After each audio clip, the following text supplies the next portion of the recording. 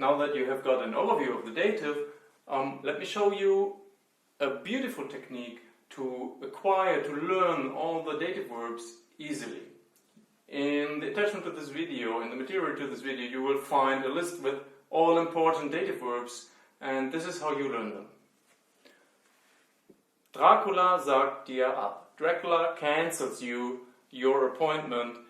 To cancel in German, absagen, requires the dative. There's no logic to it.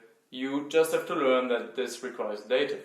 And you learn this easily by just visualizing, imagining how Dracula maybe calls you and says, you know, Mike, I can't make it tonight. Yeah, so he's canceling on you.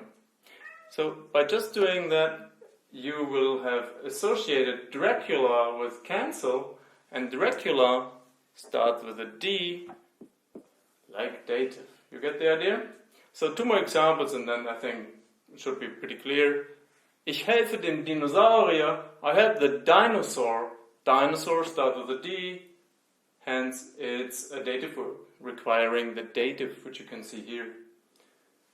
Last example, der Drache tut Dornröschen weh. You know, I just added 2 D words here just to make sure. In English it doesn't work that well. The dragon hurts Sleeping Beauty. There's a D here and here as well, just to assure you that you can even take the English examples, they will work fine. So please, all you have got to do is close your eyes for a few seconds and imagine the examples I provided you with in the material, and it takes you, let's say, half an hour to learn all the dative verbs.